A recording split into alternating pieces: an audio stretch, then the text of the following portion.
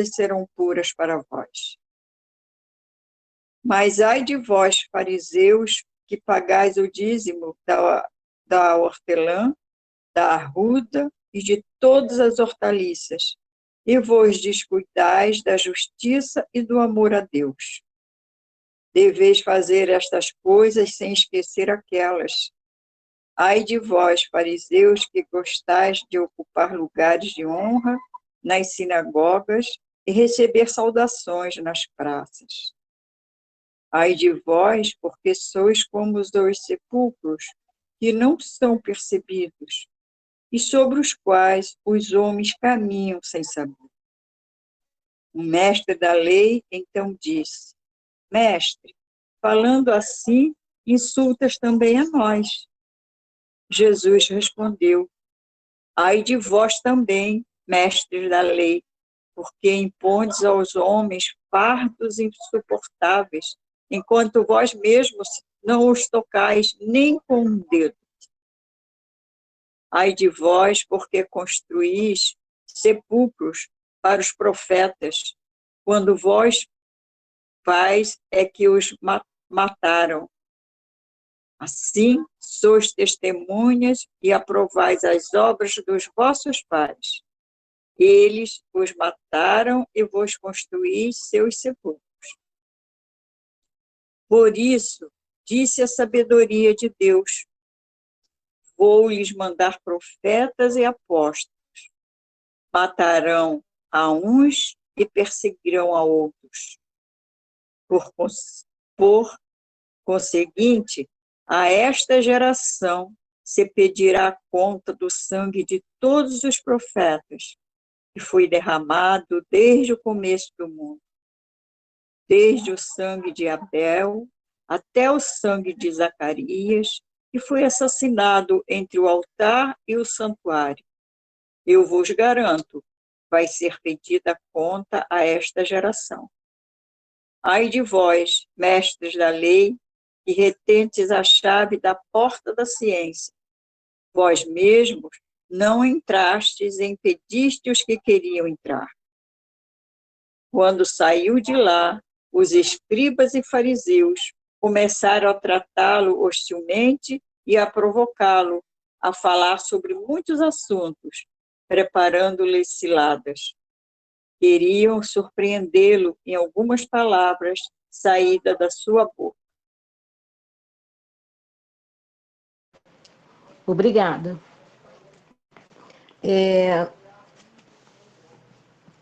Tá com a Bíblia aí, Alberto? Eu estou com a do Haroldo. Estou. Você pode abrir, então, Marcos, capítulo 12, versículo 38, por favor?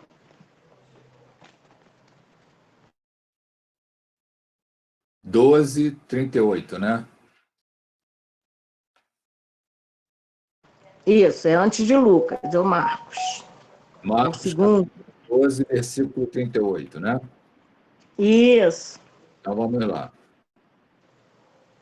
Em seu ensino dizia: vede o proceder dos escribas que querem andar com estolas, saudações nas praças, as primeiras cadeiras nas sinagogas, os primeiros reclinatórios nas ceias, que devoram as casas das viúvas, orando longamente como pretexto.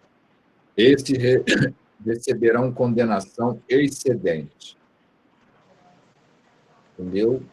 Para quê? Depois vem o óbvio da viúva.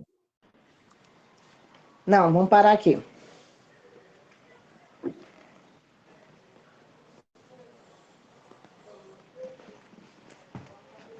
Então, agora, nós vamos ao texto de Caibar Schutel para lermos Mateus. Carmen, pode ler para a gente, por favor?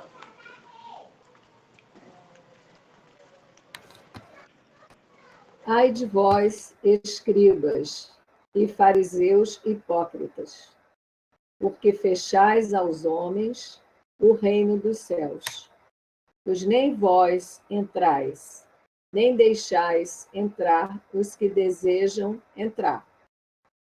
Ai de vós, porque rodeais a terra e o mar, para fazer um prosélito, e o fazeis em dobro mais filho da geena do que vós. Ai de vós, guias de cegos, que dizeis: quem jurar pelo santuário, isso nada é. Mas quem jurar pelo ouro do santuário, fica obrigado ao que jurou. Ai de vós, que dizimais o endro, a hortelã, o cominho, e vos esqueceis dos pontos principais da lei, que são a justiça, a misericórdia e a fé. Ai de vós, que limpais o exterior do copo e do prato, mas estáis cheio de rapina e podridão. Sois semelhantes aos sepulcros branqueados, que por fora parecem vistosos, mas por dentro são cheios de ossos e imundícias. Ai de vós, que erigis os túmulos dos profetas que os vossos pais mataram. Sois, na verdade, filhos daqueles que mataram os profetas. Raça de víboras, como escapareis da condenação de Geena?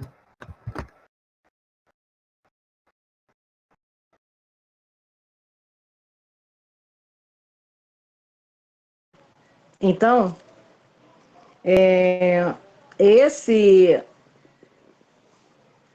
sermão, né, que nós sabemos que Jesus proferiu 4 sermões, não é isso?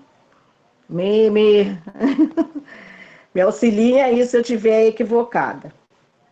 O sermão do monte ou das bem-aventuranças, o sermão profético, o sermão do cenáculo, que é o da ceia, né? E o sermão dos 8 ais. Aí tem gente que diz que é 8, tem gente que diz que é 7, mas se a gente for juntar esses 3 apóstolos, né, a gente vai ver que uns se repetem com outros falam e outros são um pouquinho diferentes, tem alguma coisa a mais, né? Mas Cairbar Schutel pega exatamente esses de Mateus, do 23, de 13 a 33, e a gente fazendo a leitura de todos, a gente viu, né, como cada um descreve a forma com que Jesus falou. Cada um tem o seu modo próprio de escrever, né? Então, o que são sermões? Sermões são ensinamentos de cunho moral, não é isso? Porque Jesus falava às pessoas de modo geral, né? Ele falava de coisas materiais, muitas das vezes, para que fosse compreendido. Mas ele falava a todos, falava para o espírito. Porque ele chamava atenção exatamente dessa parte interna de cada um. E ele falava ao espírito para melhorar o comportamento das pessoas. Por quê? Ele fala, né, ai de vós, ai de vós. E esse ai de vós é como se fosse um lamento, porque ele sabe do que acontecerá, né, do qual será o destino desses que não se transformarem, que não mudarem com essa advertência que ele está dando. É um ai de voz de chamamento mesmo de atenção, porque ele precisava ser mais duro com essas pessoas, porque ele chamou separadamente, vamos dizer, né? Ele chamou a atenção exatamente deles. Por quê? Porque eles tinham a responsabilidade de orientar o povo. Eles se colocavam como orientadores do povo, mas eles faziam o quê? Utilizavam as leis em favor próprio.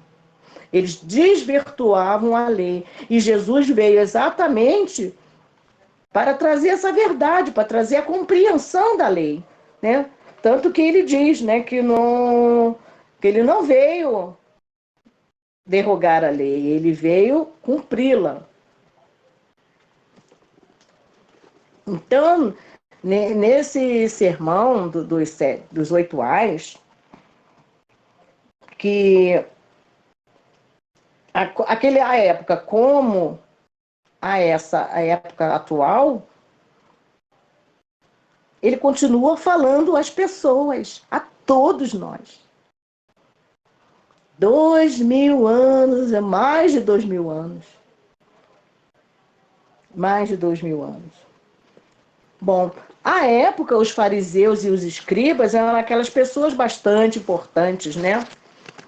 Que os fariseus eram responsáveis pelas leis mosaicas e tomavam conta para que essas leis fossem cumpridas.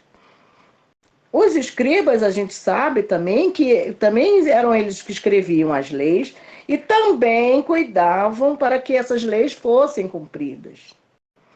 E eles eram pessoas muito fechadas, muito rigorosas, né? E não gostavam de novidades.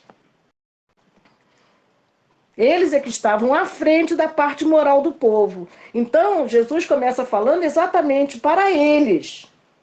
Falava para o povo em geral, mas falava nesse sermão aí exatamente para eles, porque eles eram essas personagens responsáveis por isso. Eles faziam cumprir a lei, mas não seguiam a lei. Eles induziam os seus ouvintes, né? O seu povo, aqueles seus seguidores, né? Ao erro. Então, Jesus tinha que ser severo com eles. E além deles se transviarem a si próprios, transviavam os outros, os quais eles eram responsáveis para colocar no caminho, né? Por orientar, por traduzir a lei. Né? Jesus falava a cada um, como ele falou, a gente viu muitas vezes, temos muitos exemplos nas citações de Mateus, de Lucas, de Marcos, dos evangelistas, como ele falou com a mulher que seria apedrejada, né? Vá e não peques mais. Então ele falava ao Espírito. Ô, Denise. E falava diretamente com cada um. Oi, fala, Ana. Esse ai soa como uma advertência, né? Jesus sempre estava, né? Em todas chamadas deles, né? Toda vez. Vá, não peques mais, né? Isso. Então, ai de vós. É para realmente chamar. Ele estava sendo realmente mais severo. Ai de vós. E ao mesmo tempo era um lamento. Ai de vós. Não é mesmo? Tinha esse duplo sentido. Concorda comigo? É o que eu consegui perceber aí. Vamos lá. Então, quando ele falava, vai, não peques mais, ele tinha aquele magnetismo, tem ainda, né? Mas a época que no meio de nós, ele tinha um magnetismo suficiente e necessário para fazer todas as curas que ele fez. Mas a cura moral dependia da vontade de cada um. Ele orientava, ele chamava atenção, ele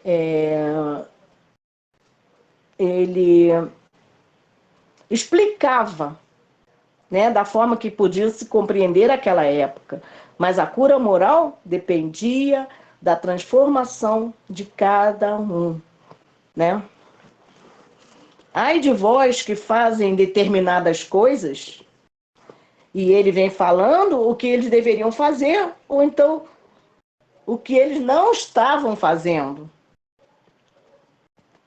E até hoje, né, as religiões, os credos, as várias correntes religiosas deturpam os ensinamentos de Jesus. Mais de 2000 anos. Ainda continuamos ouvindo os chamamentos, né? Os puxõezinhos de orelha. Ainda continuamos ouvindo os lamentos que Jesus faz por nós, porque ele lamenta que nós erremos tanto. Só que nós temos o livre-arbítrio, né? E nós temos que fazer a nossa parte. Então, até hoje as religiões, os credos, as várias correntes religiosas deturpam os ensinamentos do Cristo, porque ele não veio trazer uma religião, né? A gente sabe disso. Ele veio, sim, incutir nos homens a religiosidade, porque a crença, naquela época, ele já tinha um Deus único, o povo judeu já tinha essa crença, né? O povo hebreu. E ele reafirmava as leis, tanto que várias vezes ele citou, ele não veio contra a lei. Ele reafirmava essas leis que ele dizia, não vim derrogar a lei, eu vim cumpri-la. Porque ele fazia o povo compreender que a interpretação dessas leis é que estavam equivocadas. Então, era necessária uma transformação moral para que houvesse uma relação mais harmônica de ser a ser, né? A relação mais harmônica entre os homens. E assim, com essa relação harmônica, pudéssemos alcançar o reino dos céus. Hoje em dia, como aquela época, os responsáveis pela orientação moral do povo invertem a ordem das coisas, né? Eles dão mais ênfase às coisas materiais, a gente sabe disso, em detrimento das coisas do espírito. Como deveria ser o contrário. Você primeiro, né, dá valor às coisas do espírito, depois às coisas morais, porque serão consequência. As materiais serão consequência. Porque por que essas seitas, essas religiões, essas crenças, né? Todas essas correntes religiosas de vários, por que eles fazem esse mau uso da palavra, mau uso da lei? É simplesmente pela aquela tríade que a gente conhece: orgulho, vaidade, egoísmo. É porque se o homem colocasse a sua transformação moral à frente das coisas materiais, o orgulho, a vaidade e o egoísmo não seria tão forte, né? Ele conseguiria passar por cima dessas coisas, né? Quando você coloca a parte moral na frente, você se melhora. Mas por egoísmo, por orgulho, né? Que estão muito arraigados em nosso íntimo. Então a gente precisa dessa transformação moral para chegar a essa paz de consciência.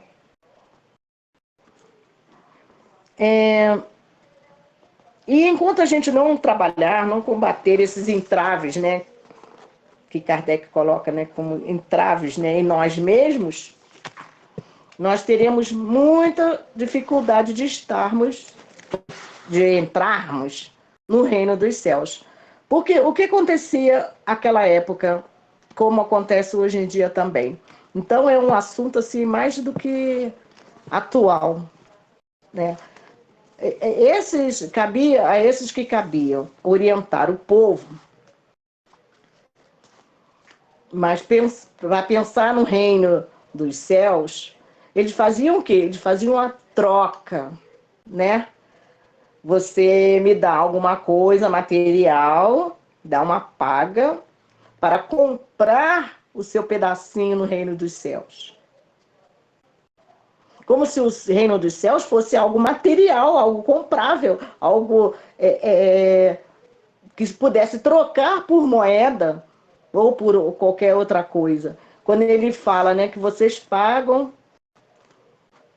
os seus endros, não é isso? Ele fala sobre aqueles temperos que naquela época eram muitos, né, muito difíceis, eram coisas caríssimas, né, que os fariseus usavam lá nas sinagogas, lá nas preces deles lá, que ele tinha que pagar aquilo. Eram coisas caras, porque, pensa bem, uma verdura no meio daquele terreno árido, seco, aquele calor, né? Então era coisa valiosíssima. Então se pagava muito por essas coisas, mas tudo porque eles eram orientados, as pessoas que compravam, que pagavam para eles fazerem as preces, né? Para eles reservarem um pedacinho do céu, porque naquela época eles pervertiam a ideia de reino dos céus como coisa material, mas o céu não é um lugar circunscrito. E se arraigava nas pessoas a ideia desse céu circunscrito, como se tinham também no inferno, né? Nós temos essa ideia de inferno como um lugar circunscrito, um lugar físico, né? Bom, e reino dos céus é o que? É a consciência íntima, não é isso? É como a gente age, se a gente está no caminho certo. Porque se você é levado a pensar que você está no caminho certo, mas você está indo pelo caminho errado, aquele, na sua consciência, aquilo não vai te fazer bem. Você será levado ao Hades, né? É Hades? Não, ele diz a Geena. Você será levado ao inferno, porque a sua consciência não vai estar tranquila. Quando você percebe que o outro, você tem muito, tá desperdiçando, e o outro não tem nada, e você não faz nada para ele, só quer saber de si, guardar o seu pedacinho no céu, uma hora a tua consciência vai se tocar. Que você percebe, até visualmente, a diferença. Então, se você não faz nada para que isso melhore, dentro de ti, dentro da sua consciência, isso vai tocar lá uma sineta dizendo que o negócio não está correto dessa forma. Né? Então, o reino dos céus é a nossa consciência íntima, como agimos, se a gente está no caminho certo. E naquela época, os fariseus e os escribas induziam o povo a se comportar dessa maneira arraigada às coisas materiais. Né? E tanto que até ficavam piores do que eles próprios. Muitos ficavam até piores que eles próprios. Agora, a gente me veio aqui a lembrança de Saulo, como ele era arraigado a essa religiosidade, entre aspas, né? Que era mais pelos aspectos externos, mais do parecer ser do que realmente ser. E quando essa consciência deles, né, é tocada, como a pessoa se sente? Ele realmente se sentiu no inferno, né? Quando a gente tem a mente desviada para um lado e que você percebe que está completamente errado, completamente enganado, completamente equivocado, e que você fez outros a se comportarem da mesma forma ou de forma até pior do que você se comportou. Então, pessoa vai chegar ao reino dos céus? Vai chegar. Mas vai precisar ainda de uma boa caminhada, de um refazer, de um retomar, né? Tomar consciência de si próprio e de um retomar da caminhada para chegar no rumo certo.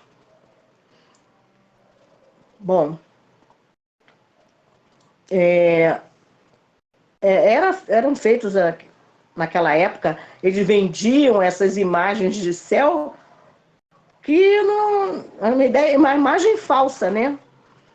Desse céu circunscrito a um lugar e trocado por coisas materiais.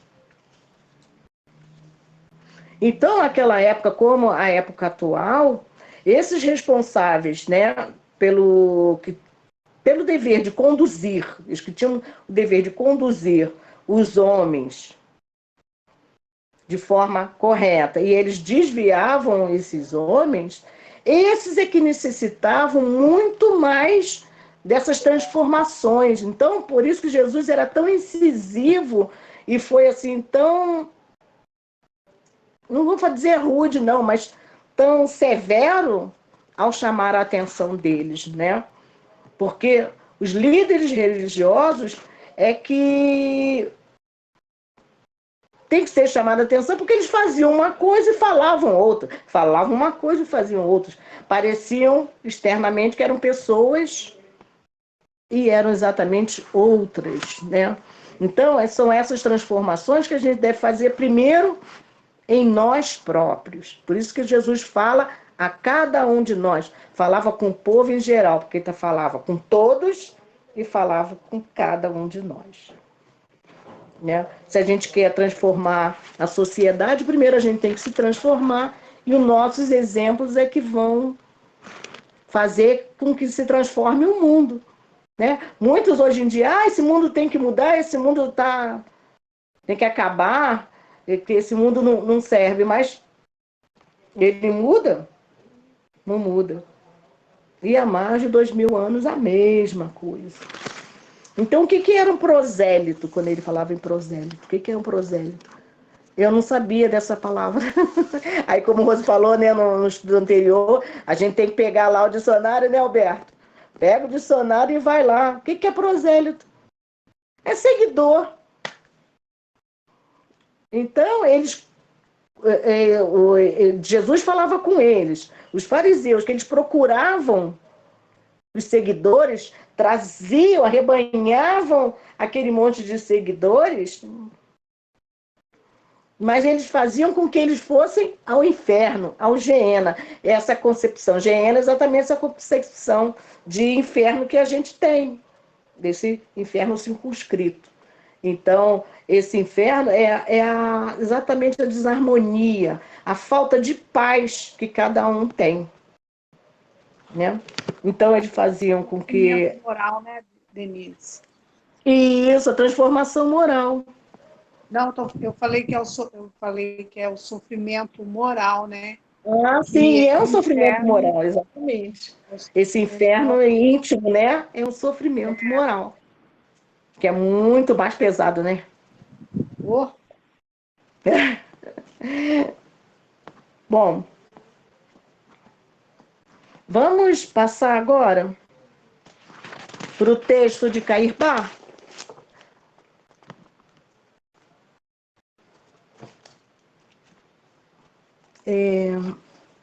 Eu vou começar e depois a gente vai cada um lendo um ou dois parágrafos, tá? Para a gente entender a reflexão de Caírbá Schutter. Então ele diz assim, como o título é Tríade Devastadora. Ai de vós que negligenciais os preceitos da lei. A população mundial, no primeiro parágrafo, está dominada por uma tríade devastadora. Vamos pensar bem, vamos lá. Isso foi escrito agora, né? Isso foi escrito agora, hein? Atualíssimo, 2020. Né, Caíba? Política, religião, ciência. Política sem ideal e sem caráter. Religião sem fé. Ciência sem sabedoria. Aliás, ele já falou disso em outros textos que a gente tem estudado dele, né? A gente já, porque ele está sempre batendo nessa tecla. Todas as baixezas que caracterizam e deprimem a pobre humanidade, todas as enfermidades físicas, ele fala, ó, todas. todas as baixezas que caracterizam e deprimem a pobre humanidade, todas as enfermidades físicas, morais e espirituais que afetam os homens, têm fundas raízes nessa árvore genealógica de todos os vícios e paixões mais que bestializam as pobres almas e as agrilhoam a esse terrível suplício de Tântalo. Eu não pesquisei que é o suplício de Tântalo, tá? Vai ficar aí um deverzinho de casa para cada um procurar, tá bom? E a gente discutir na próxima. Mistério humano semelhante ao da Trindade Papalina, que escravizou. Você sabe, né? A Cairbar tem que dar lá uma espetadinha no catolicismo. Escravizou os mais sagrados dotes da liberdade e da justiça, produto teratológico do egoísmo e do orgulho dos Átilas e dos Herodes de todos os tempos. Tríade devastadora, demolidora pelos seus princípios, astuciosa pelas suas manifestações, pérfidas pelos seus fins mercatórios, tem aniquilado todos os ditames do bom senso, abastardado todas as inteligências e abafado todas as luzes com que o sol pujante do progresso aquece a terra. Alguém tem algum comentário a fazer desse parágrafo?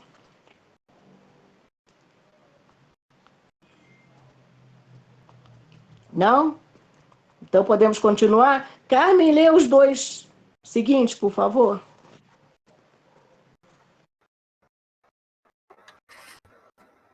Nos governos, como nas igrejas e nas academias, lavra desoladamente o dolo, a má-fé, a fraude consciente, o monopólio das posições para a exploração do direito das gentes, o espírito da mercância, que na pretensão astuta de poder, de crer e de saber, não respeita a justiça, espezinha a caridade e agride a verdade, a célica virtude, a qual o Cristo dedicou uma vida inteira. É de indispensável urgência uma reação forte, vigorosa contra esse mal acabrunhador que vem há longos séculos falseando todos os princípios da ordem, todas as manifestações da moral, todas as luzes da sabedoria. Meu Deus, isso é muito atual, muito, muito.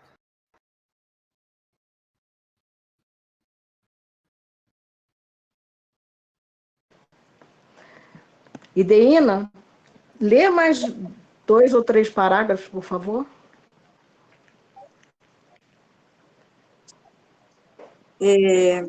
E o Espiritismo aí está com os seus prepostos visíveis e invisíveis, para dar o golpe fatal às instituições cujo maquiavelismo ensobra as consciências, mantendo-as na ignorância dos divinos preceitos do cristianismo.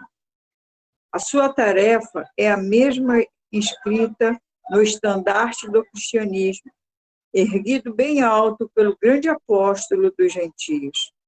Restaurare hominia, é restaurar tudo.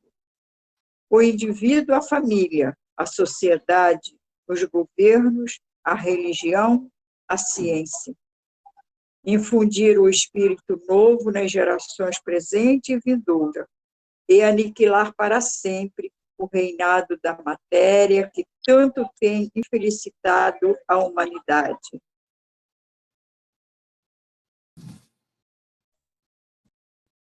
Continua.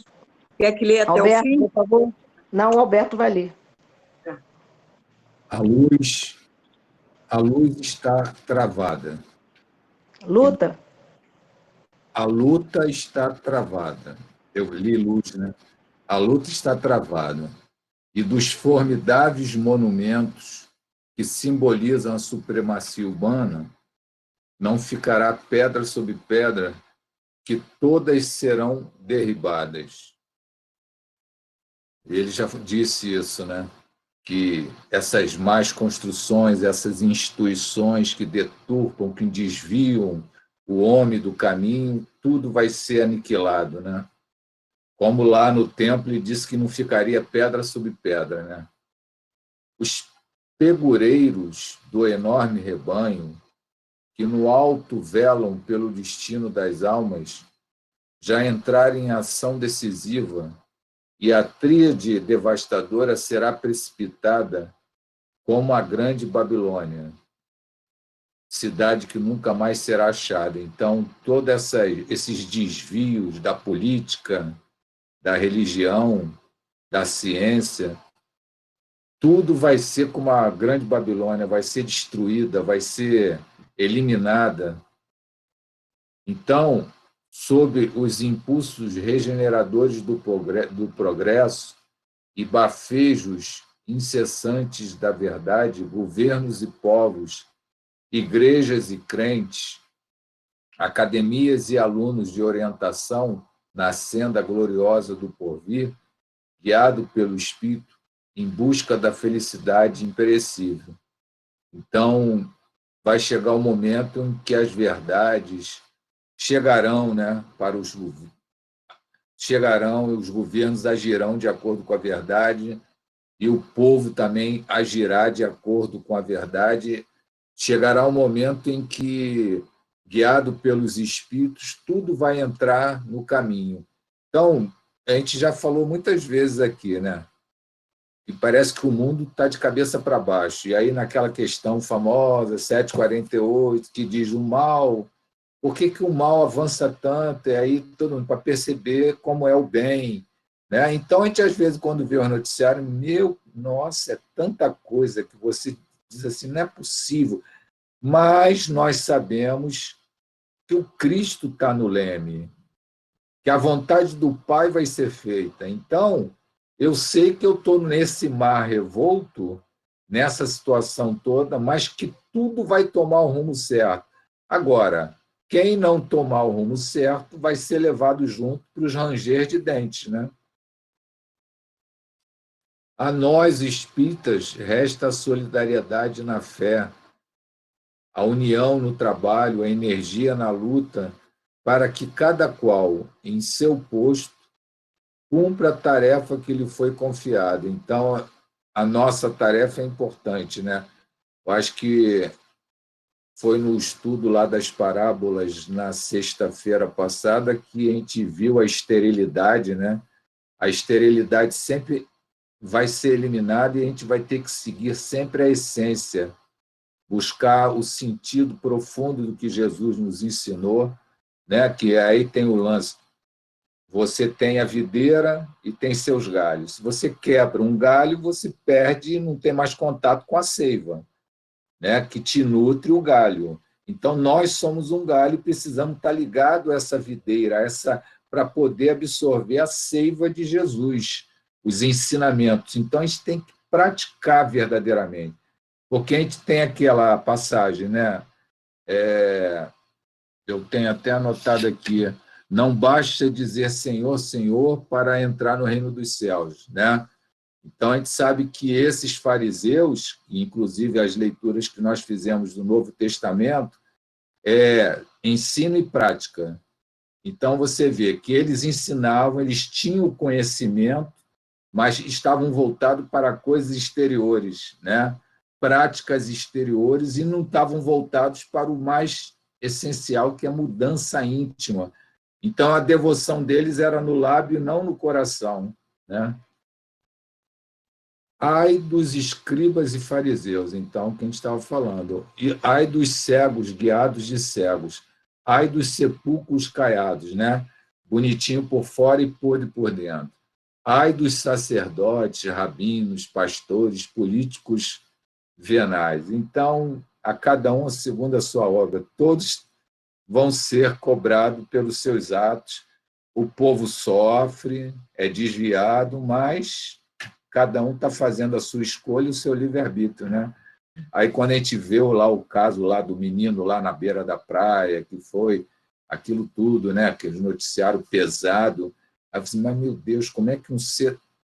Estão tudo perdidos, distante, né? Então, vai chegar um momento que tudo vai entrar nos eixos. Esses que estão totalmente fora da seiva de Jesus, dos preceitos de Jesus, não tem jeito, vai ter que dar conta do que não pratica, né?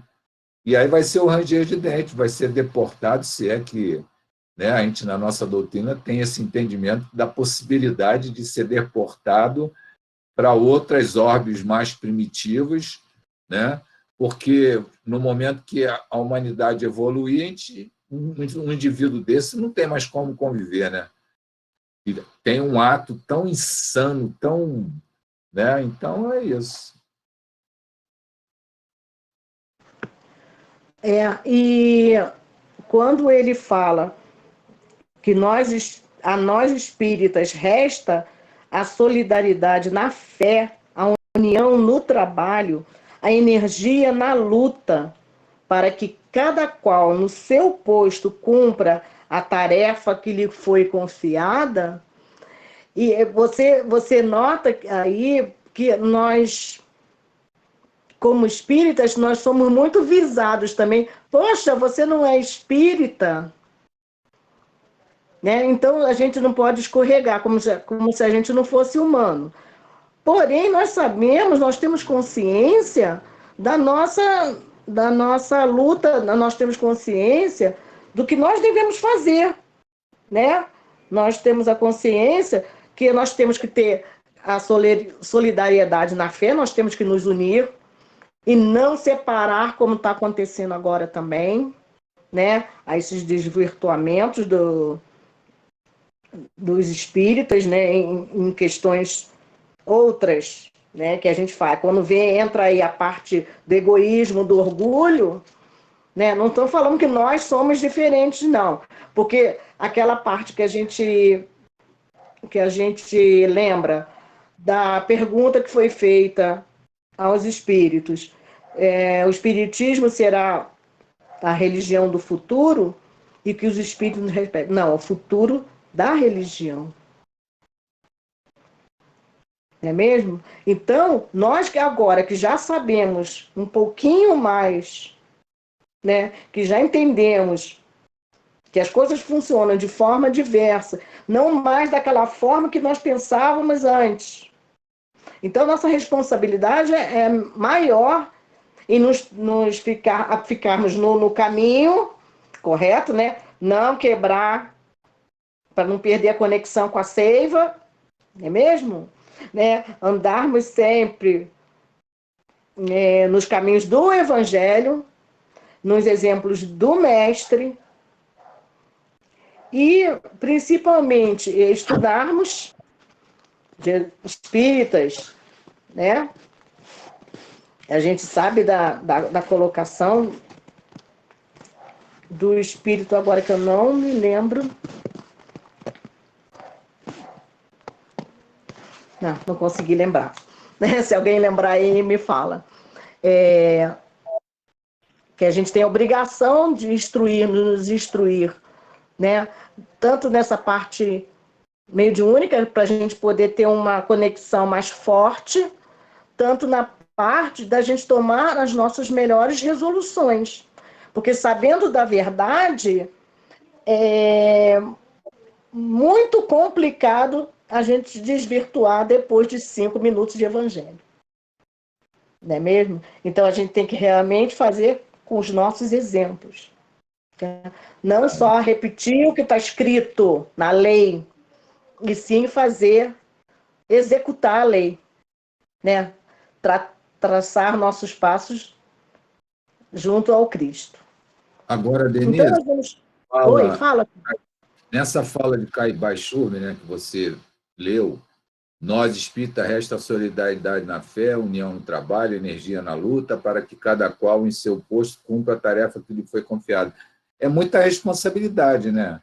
porque muitos chamados e poucos escolhidos. Então, o nosso papel de cada um individual é de muita responsabilidade, é para se refletir muito sobre isso que Caibar Schuber coloca.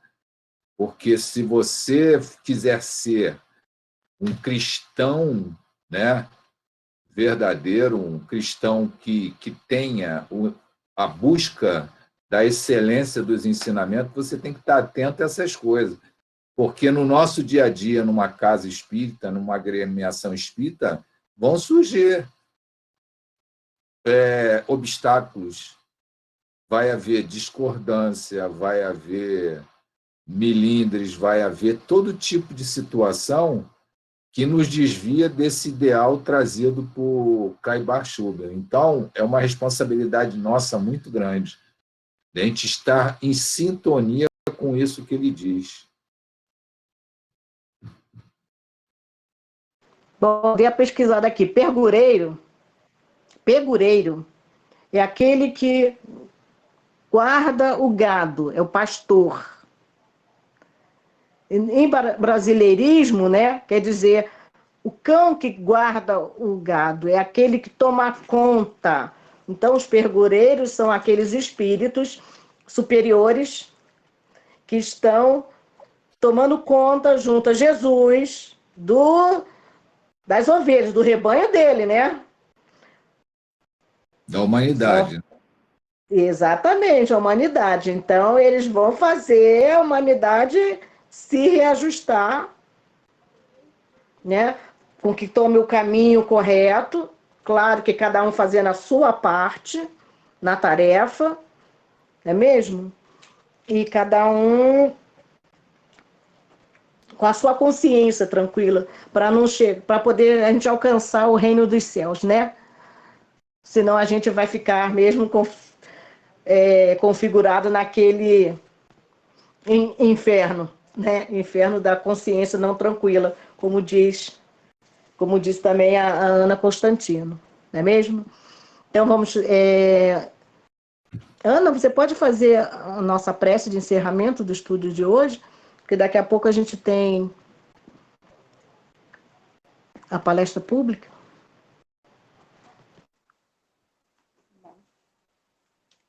Levando o pensamento ao Pai, ao Mestre Jesus, e agradecido estamos por esse momento, por esse estudo, por esse aprendizado. Possamos, Pai, ter força de vontade e exemplificar no nosso dia a dia os ensinamentos de Jesus. Agradecemos a oportunidade que Deus nos dá pela nossa vida, pela nossa saúde, pela disposição de estarmos aqui e pedindo, Pai, a vossa bênção, a vossa proteção, que Jesus possa estar conosco sempre e pedimos a permissão para dar por encerrado esse estudo da noite de hoje. Que assim seja, na graça de Deus. Obrigada, Ana. Vocês têm algum comentário a fazer, gente? Desse estudo? Vocês querem continuar nesse estudo ainda semana que vem? Já vai dar por concluído? Fechou bem, fechou bem. Fechamos bem, né? Então tá. Então, na próxima aula, vamos anotar aí. O próximo, odres novos, vinho novo, odres velhos, panos novos e vestidos velhos. Muita coisa para comentar daí, hein? Denise, você pode fazer o preparo e a prece da palestra de hoje? Então, daqui a pouco a nossa amiga Ju, por aí. 19h40 estaremos de volta para a nossa palestra, tá bom, gente? Tá bom. Ô, Rose, eu estou precisando de